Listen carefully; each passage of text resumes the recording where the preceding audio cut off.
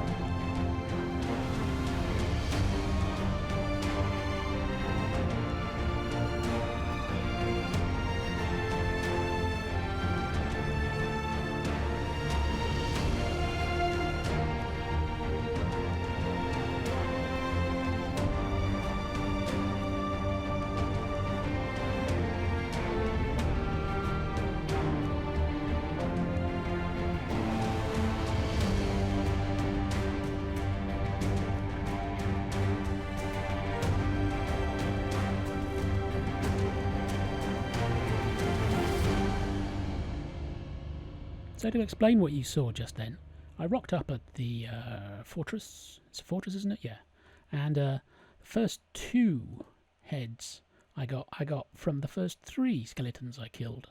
And I wasn't recording or anything, so you didn't see those. Then I got 3, as you can see in the recordings. 1, 2, 3. And that's nice. And then I had a long stretch for about an hour or so where I didn't get anything. And in fact, eventually I had to go because my bow was getting worn out. So I popped on this morning and got the last one. But it was a bit of a slow thing because I think Zach's hanging around in his AFK piglin farm. And so he was slowing down my rates a bit. But eventually I got the last 6th one. So there we go. Got all 6. And I don't have my stuff with me, so I'll have to pick these up again. And I think rather than do them here in this nice area, I think we're going to cheese them in the end. Oop. I'll pick that up later.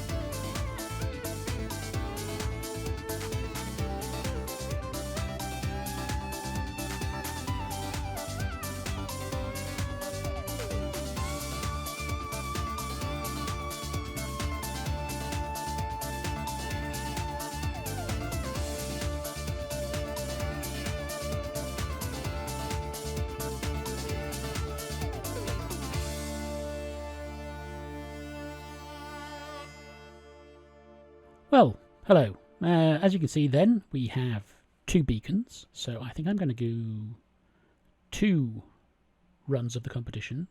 So the first 2 weeks and then the next 2 weeks after that. High score will win the beacon and the beacon base, which I've got, and another extra block of gold so they can use ingots to start it up as many times as they, well, up to 9 I guess. And then I was pondering what to give for second prize, and well, I went on a bit of a mining session, and now we have like a stack and a quarter of diamond ore to churn through. So I'm going to dig that out and probably keep some of myself, because you know it's always useful to have a few bits of gold, or not gold, diamonds around, and I'll give some of it alongside some gold, probably, because not everybody uses diamonds, as the second prize. And the third prize is going to be, not the third prize, that's going to be a booby prize for whoever comes last, so it will help them, possibly help them with their shooting. So I'm now going to mine this out. If you would like to guess how many diamonds I get exactly out of this, then please pop it in the comments below, and we'll see if you're right after I'm done.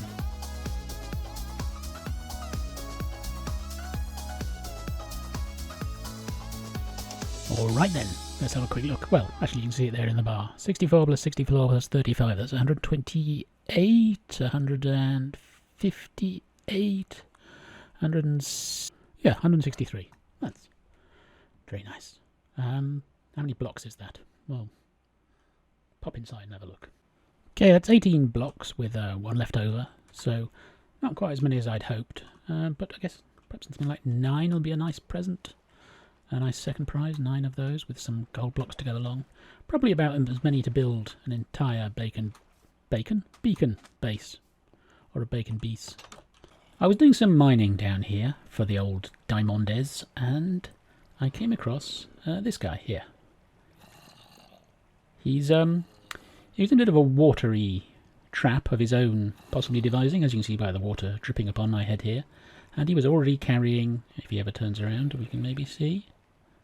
Not that hand. The other hand holds, for some reason, some gunpowder. And I thought, well, I might as well transform him back into a normal villager. So I have in my inventory Splash Potion of Weakness and a golden apple. But then I thought, there's the gunpowder. I thought, oh, well, then I have to drag the villager all the way back. It'd be much easier to get the zombie to follow me. So we will leave him here for the moment and head back up to the villager stations. Time skip.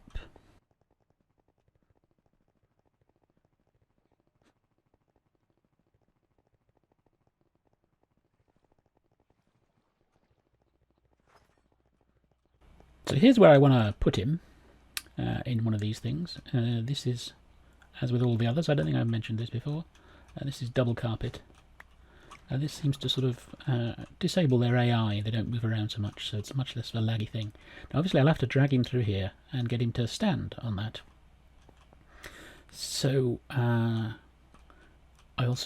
mean, it needs to be sort of a one-way system here. I think I can block this side off with a half slab, like so. So if I can get him to come around this way, then I can sneak out. No, I can't sneak out through that, but I can sneak out through that, maybe. Does that mean that he wouldn't be able to get out that way because he's too tall anyway? Well, we'll see about that, but I can get out definitely that way. Now the question is to get him here and then not have him come back. So I'm thinking if I put some sort of switch here and a piston to push this block over, then that would stop him going back and he'd have to come here and then we can trap him. So that's the plan. I'm going to put up one in place now. So my thinking is if we just have a straight old piston here. No, we have to be one back, wouldn't it? Or would it? No, no, that was actually the right place. So let's pop you back in because you might be useful. So like that. And then we have a pressure plate here. Do I have one? I do not. Do I have any stone? I do not. Do I have a shulker full of stone? Maybe somewhere. Have I just dug out some stone? Yeah, I do have it. Well, I'm going to just do that then. So if we have that like there. Now I would have to avoid stepping on that, so that's actually going to be a problem.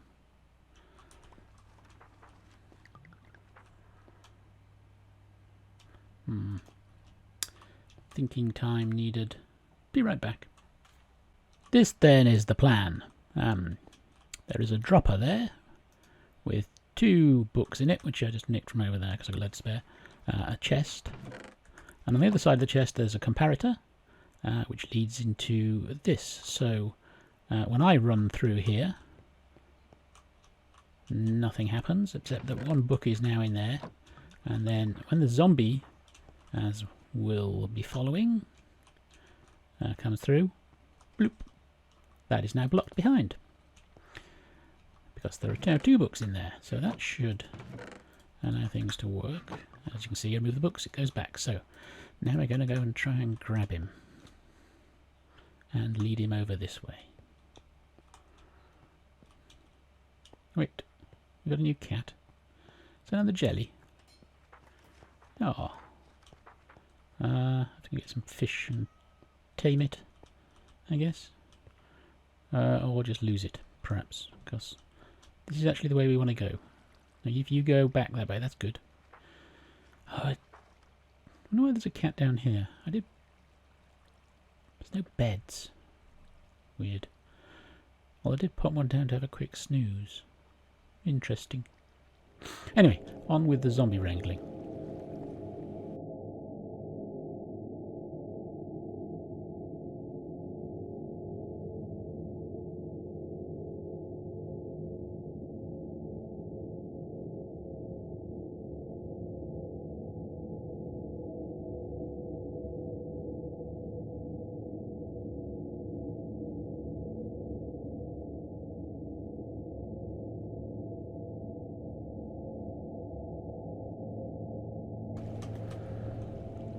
Okay then, let's release him from his prison and see if he follows.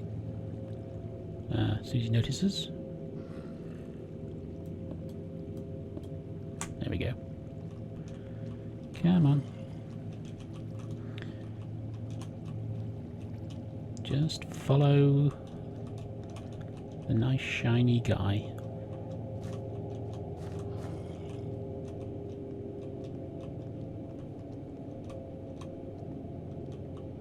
Don't want to get too far away.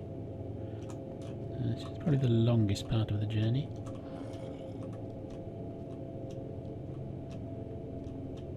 You get legs. There we go, still not anywhere near the end. You go for me? There we go, still hungry. Nearly there.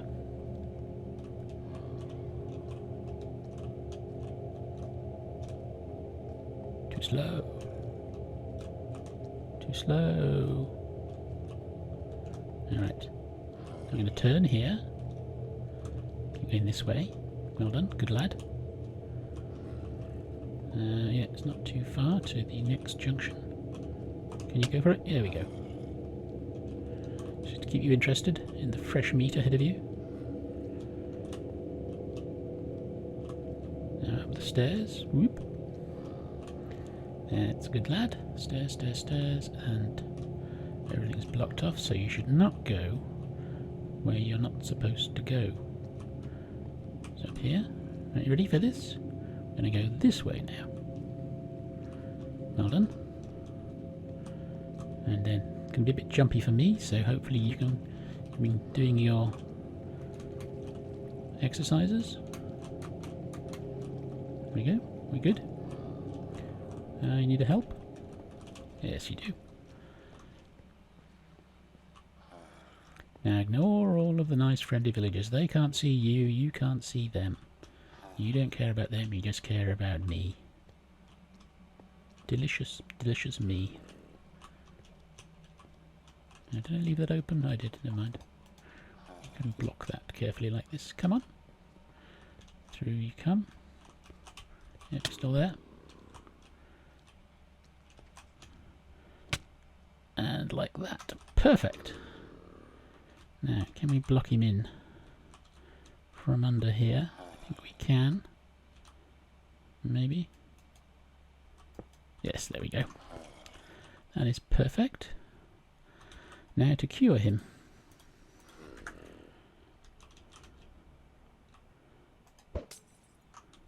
One splash of the weakness. One bite of an apple. And he's good to go. Now, we want him to be a cartographer for reasons.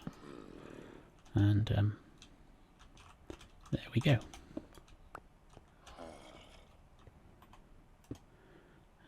Just block that off for the moment. And we'll come back when you're cooked. Good lad.